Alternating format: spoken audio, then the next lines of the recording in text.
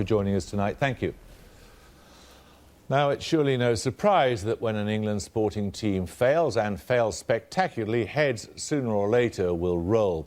The execution is usually preceded by the mass tricoteuses of the sports pages clicking their knitting needles together. But today it's been the other way round. For reasons they didn't bother to explain, the England and Wales Cricket Board dumped Kevin Pietersen because the national cricket team put in such a pathetic performance against the Australians this winter. Now the sports writers are outraged at the dismissal of our best batsman. Earlier I spoke to the former England captain, Michael Vaughn. Michael Vaughn, what do you think of the way that Kevin Pietersen's departure has been handled? Well, I think it all needs an explanation. It needs clarity. It needs reasoning from the ECB to exactly for the fans to understand what has Kevin Pietersen been doing behind the scenes to bring this sacking of the player that has scored more runs than anybody else. Look, I've captained Kevin Pietersen. At times he's difficult.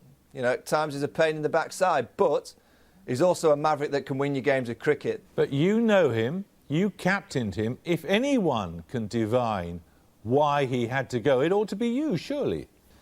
Yeah, I mean, there's times when Kevin Pietersen and that kind of character is difficult around the team.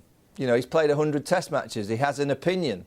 But you as a leader has to take on opinion. And at times when you're leading and the team aren't doing well, the opinion from players, senior players, and from the outside world is not always going to be the opinion that you want to hear.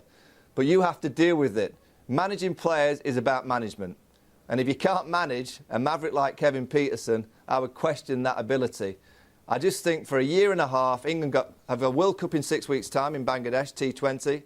They have a World Cup in a year's time in Australia and New Zealand, and then they have an Ashes series. I just think it's sad for the game that we don't have a group of people that can manage one player through that period of play in three big series, big tournaments for England, and they feel that the only way that they can move forward is getting rid of Kevin Pietersen without really explaining exactly what he's done wrong. Did he have any friends in the dressing room?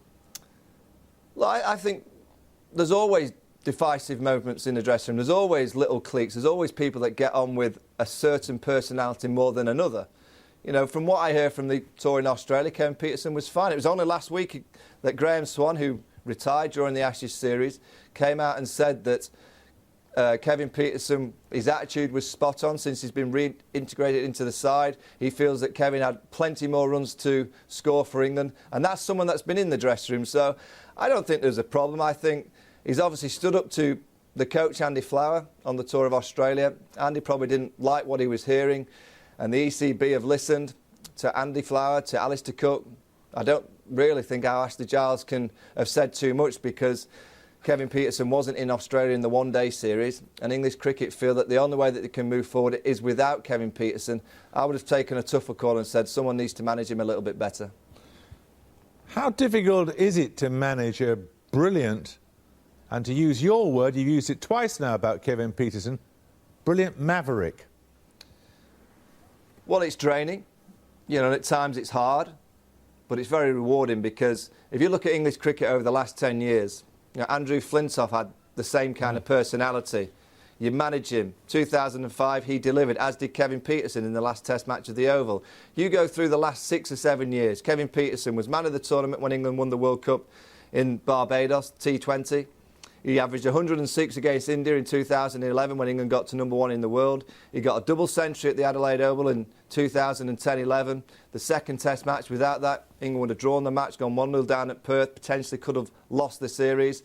You look at a year and a half ago in India where he produced what I would describe as probably the best England 100 that I've seen for many, many years in Mumbai. England win that series with Kevin Pietersen. 100 at Old Trafford last year when England would have lost that game. It would have been 2-1 with 2 to play against Australia. So you have to accept that with players like Pietersen, with players like Andrew Flintoff, yeah, they drain you a little bit, but they certainly do reward you with the performance levels against not just the mediocre teams, the best attacks in the world.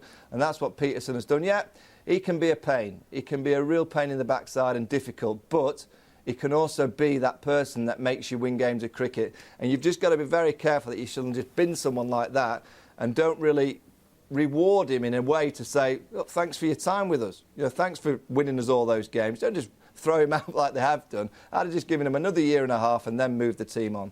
Michael Vaughn, thanks very much. Thank you.